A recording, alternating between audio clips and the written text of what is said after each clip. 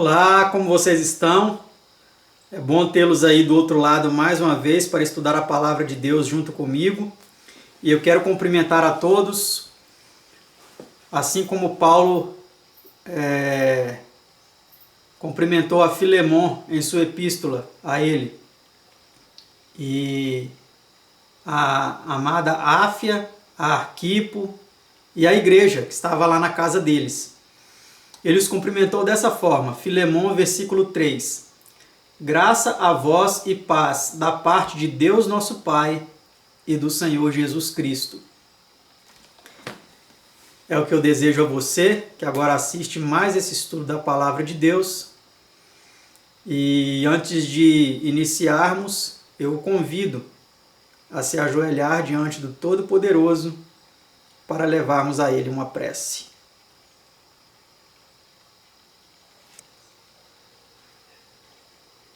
Deus bendito, Pai soberano, infinito em bondade, misericórdia, amor, graça, poder.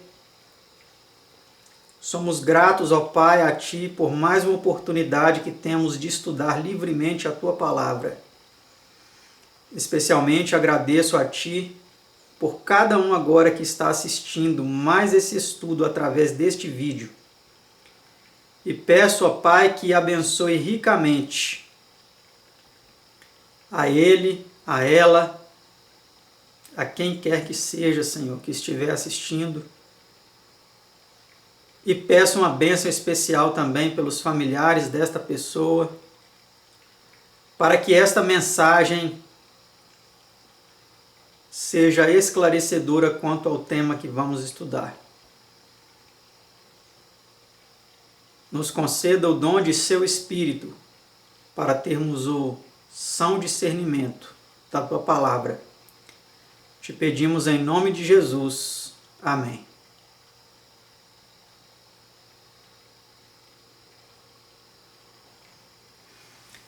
Vamos então dar início às 16 perguntas e respostas de nosso estudo bíblico desta ocasião, que, como você viu, tem como título Culto Público.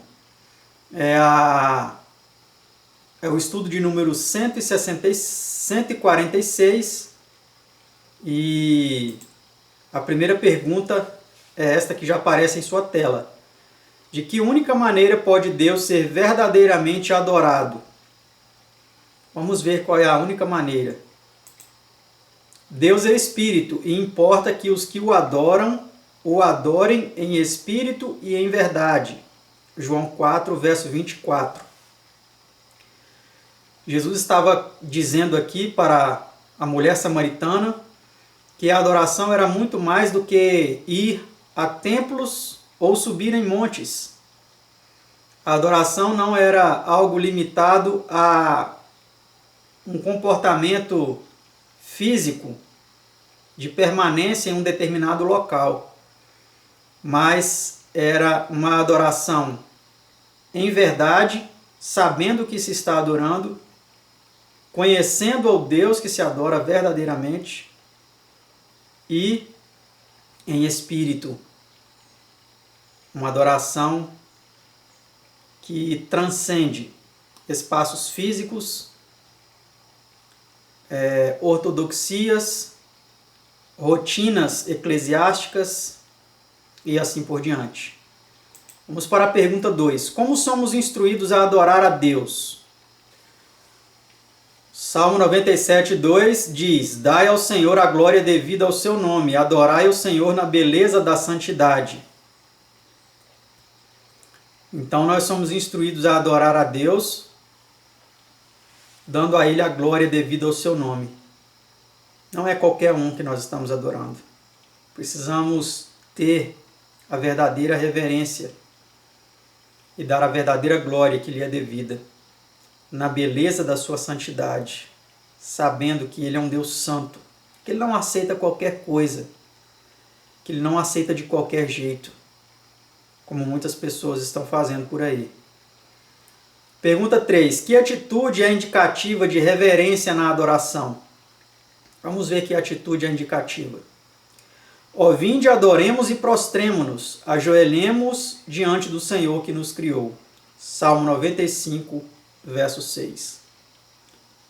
Então a palavra de Deus, ela nos diz, não somente nesse versículo, mas em vários outros que eu vou colocar aí na tela para vocês, que a atitude indicativa de reverência a esse Deus santo, tremendo, a atitude correta é ajoelhados. E nós vemos muitas pessoas por aí, professos cristãos, que oram de forma irreverente, em pé, assentado. Não que não possamos fazer isso em situações onde não há condição de nos ajoelharmos. Às vezes estamos dentro de um carro, de um veículo, de um ônibus, ou num consultório, ou no trabalho. Enfim, podemos orar, elevar os nossos pensamentos a Deus, assentado, em pé, mas em um momento de culto, em um momento em que estão todos reunidos para buscar a Deus, é inadmissível que alguém ore em pé. Pergunta 4. Faz o canto parte da adoração a Deus? Entrai pelas portas dele com gratidão e em seus átrios com louvor. Apresentai-vos a ele com canto. Salmo 100, 4 e 2. Então o canto, ele faz parte sim da adoração, mas também um canto correto, não um canto irreverente, não um canto com ritmos que Deus não aprova. Pergunta 5. Aprova a Bíblia o uso de instrumentos musicais na adoração de Deus? Vamos ver se a Bíblia aprova. Louvai-o com o som de trombeta, louvai-o com o saltério e a harpa, louvai-o com o adufo e a flauta, louvai-o com instrumentos de cordas e com órgãos, louvai-o com os símbolos sonoros, louvai-o com símbolos altissonantes. Salmo 150, 3 a 5. Vê também Salmo 92, 1 a 3. Então nós vemos aqui que é apropriado louvar a Ele com instrumentos, produzindo uma música que lhe agrada, não uma balbúrdia de ruído, não é? Pergunta 6. Que promessa é feita aos que esperam no Senhor? Mas os que esperam no Senhor renovarão as forças, subirão com asas como águias, correrão e não se cansarão, caminharão e não se fadigarão. Isaías 40, 31. Próxima pergunta, pergunta 7. Só as grandes assembleias poderão contar com a presença de Cristo? Onde estiverem 2 ou 3 reunidos em meu nome, aí estou eu no meio deles. Mateus 18, verso 20. Então, muitas pessoas têm a ideia errônea de que Deus só habita em grandes concentrações de pessoas. Mas o próprio Jesus disse que onde estiverem 2 ou 3 reunidos em nome dele, ali ele estará. Ele não especificou o local. E nem a quantidade. O mínimo possível, ele falou. 2 ou 3, ele estará. Pergunta 8. Que pensava Davi no tocante aos cultos públicos? Alegrei-me quando me disseram, vamos à casa do Senhor. A minha alma está anelante e desfalece pelos átrios do Senhor. O meu coração e a minha carne clamam pelo Deus vivo, porque vale mais um dia nos teus átrios do que 1000. Preferiria estar à porta da casa do meu Deus a habitar nas tendas dos ímpios. Salmo 122, 1, 84, 2 e 10.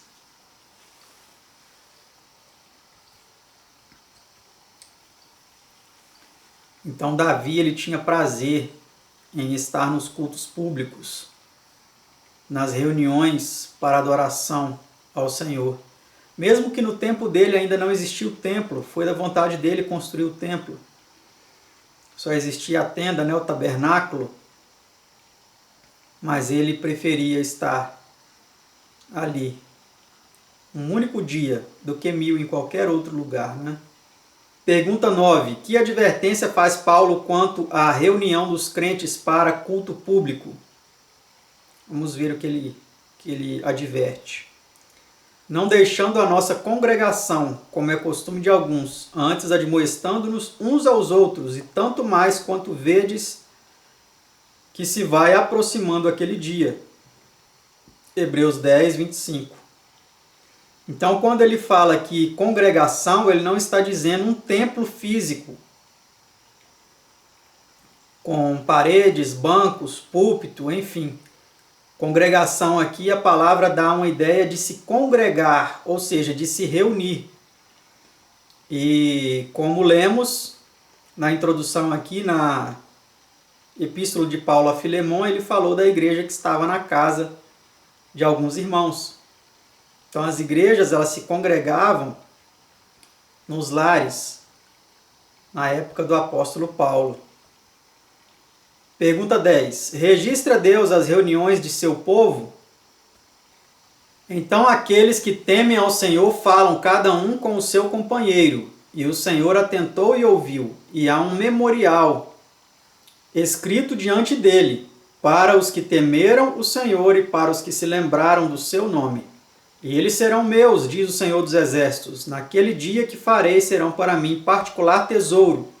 Poupá-los-ei como um homem poupa a seu filho que o serve. Malaquias 3, 16 e 17. Então Deus, ele registra tudo, não só as reuniões, como as boas ações, como toda a nossa conduta, as nossas palavras, tudo está registrado, né? Pergunta 11. Há bênção na frequência habitual à igreja? É importante reformularmos essa pergunta para nós entendermos aqui o que está sendo perguntado à luz da compreensão correta do que é a igreja. É importante nós diferenciarmos igreja de templo. Igreja é o ajuntamento de pessoas. Então, quando fala aqui frequência à igreja, o mais certo seria frequência ao templo e não frequência à igreja, porque é a igreja que se reúne no templo. Vamos ver a resposta. Bem-aventurados os que habitam em tua casa, louvar-te-ão continuamente. Salmo 84, verso 4. O outro verso diz: uma coisa pedi ao Senhor e a buscarei, que possa morar na casa do Senhor todos os dias da minha vida, para contemplar a formosura do Senhor e inquirir no seu templo. Salmo 27, verso 4. É interessante nós entendermos esse texto, que aqui Davi ele não estava dizendo do templo, porque quem construiu o templo foi o seu filho.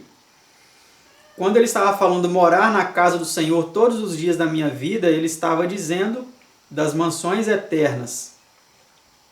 E não aqui nessa terra, porque ele era um rei, ele tinha um palácio, ele ficava no palácio dele, ele ia para a guerra, ele tinha atividades, ele não ficava todos os dias. Aqui ele estava expressando o seu desejo de ficar todos os dias na casa do Pai lá no céu e inquirir no seu templo, ou seja, fazer perguntas sobre as coisas, que se passaram aqui na terra, inquirir no seu templo. Então dá essa ideia de que ele queria inquirir no templo celestial, na morada celestial, sobre as coisas que aqui se passaram. Tá certo?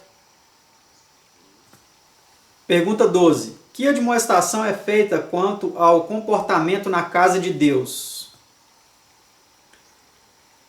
Guarda o teu pé quando entrares na casa de Deus, porque chegar-se para ouvir é melhor do que oferecer sacrifícios de tolos, pois não sabem que fazem mal. Eclesiastes 5:1, ver 1 Timóteo 3:15. Então, quando alguém vai a uma casa de culto, a um templo, a um local de reunião religiosa, com a finalidade de adorar, de estudar a palavra, de orar a Deus em grupo, em comunidade, de se congregar, é necessário uma reverência muito grande, porque não se está em qualquer lugar. Aquele lugar foi destinado para uma reunião espiritual, onde se busca a direção de Deus, onde se busca a presença de Deus nas próprias vidas, não meramente naquele local, porque a onipresença de Deus ela abrange todas as coisas, não somente os locais destinados a reuniões religiosas, né? Então, é preciso estar mais pronto a ouvir do que a oferecer sacrifícios de tolos. Ou seja, fazer coisas sem o são discernimento do que se está se fazendo.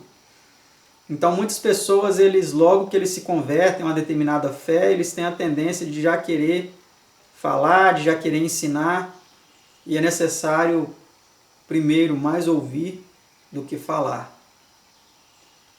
Mais receber instruções da palavra de Deus do que oferecer sacrifícios de tolos.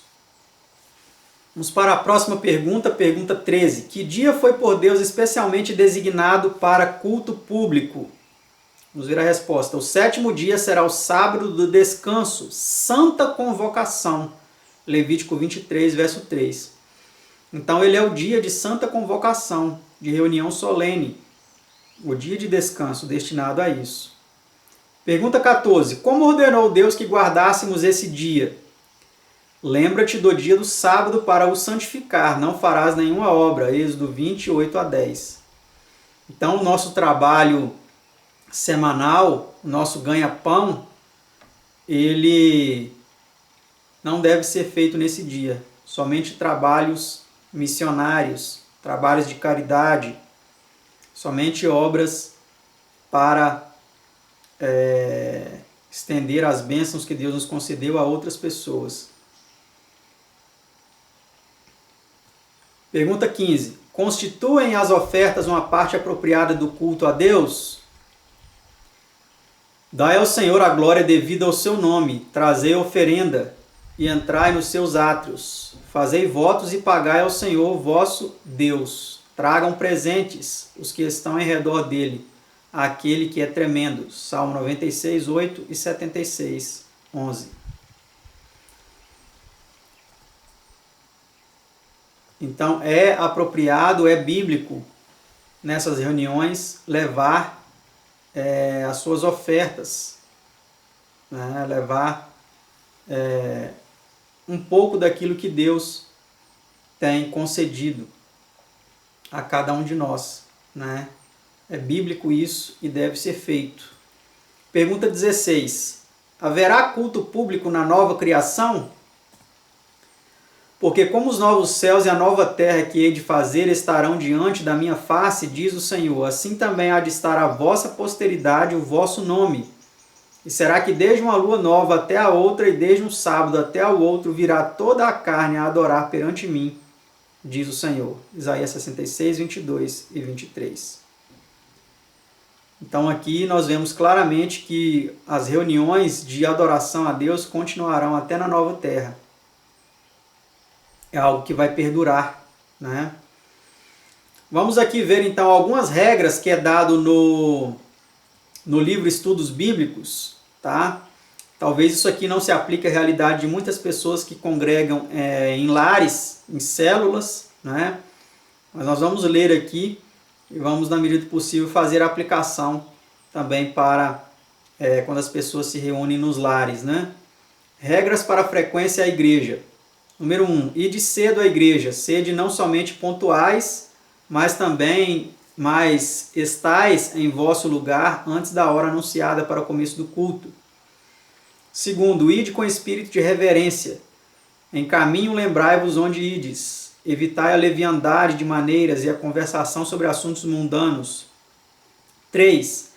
Antes de entrardes na igreja, ou na congregação, ou no lar, e ao entrardes, fazei uma oração silenciosa de invocação à influência do Espírito Santo.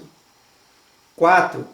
Ao vos assentardes, inclinai com reverência a cabeça em oração por vós mesmos e por todos os que entram no santuário, ou naquela casa de culto, ou no lar daquele irmão onde a igreja se reúne ali.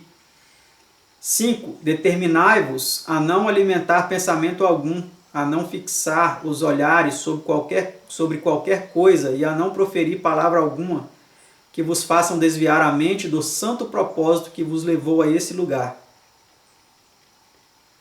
Ou seja, concentração, né? Pergunta 6. Ao acercar-se do púlpito, o ministro, elevai a Deus uma oração silenciosa em seu favor. Orar pelo ministro, né? Pelo pregador.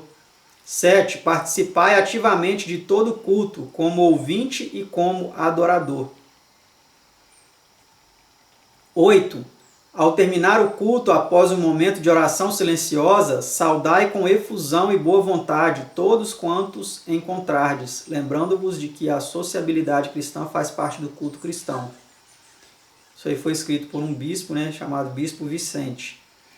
O ideal é que se faça isso, de preferência ao final do culto e fora do local de reunião, né?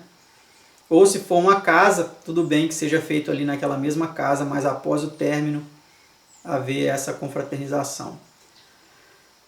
E por último, excelente sugestão é contida em letreiros existentes à entrada de muitas igrejas ou muitas casas de culto, né? A saber, vós que entrais nesta igreja ou neste templo, lembrai-vos de que esta é a casa de Deus.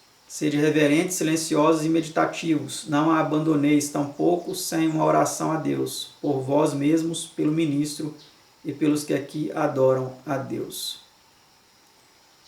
Então esse foi o estudo de hoje. Eu espero que vocês tenham entendido. É certo que em muitos templos que se reúnem, muitas pessoas não têm o conhecimento de toda a verdade, mas Deus olha a sinceridade de cada um. E Ele está disposto a aceitar a adoração que ela presta a Ele dentro do limite de seu conhecimento, e essas coisas devem ser levadas em consideração. Mas fato é também que muitas pessoas têm entendido que Deus, como disse Estevão, ali no livro de Atos, vou colocar o texto aí, Ele não habita em templos feitos por mãos de homens. Ele quer habitar no templo do nosso coração. É aí que Ele quer habitar. Jesus, Ele quer fazer morada em nosso coração. Ele está à porta do nosso coração e bate. E se alguém ouvir a voz e abrir a porta, Ele diz que vai entrar e cear conosco e fazer morada em nossa vida. Quer você deixar Jesus habitar na sua vida, no seu coração, na sua mente? Ou você talvez frequenta algum templo religioso, mas tem sentido que não passa de uma mera formalidade. Você vai nessas reuniões, mas Jesus ele não habita no seu coração. Você vai por costume, ou você vai para encontrar com os amigos, ou você vai porque você vai com a sua família, ou por qualquer outro motivo. Você vai para arrancar dinheiro das pessoas. Se você é um pastor que tem o propósito de se sustentar com os dízimos e as ofertas que são entregues ali, e talvez o seu coração está longe de Jesus. Você o adora de boca, como fala na palavra, em vão me adoram, ensinando preceitos que são mandamentos de homens.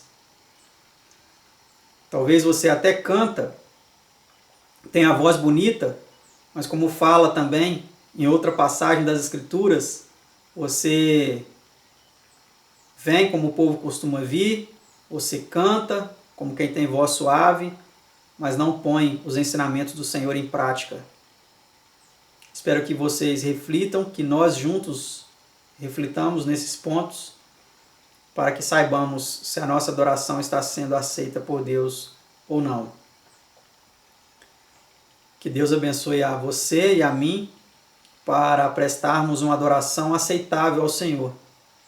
E até o próximo estudo aqui no canal Mais Uma Voz. Que Deus abençoe a todos, com a graça e a paz de Deus nosso Pai, de nosso Senhor e Salvador Jesus Cristo. Amém.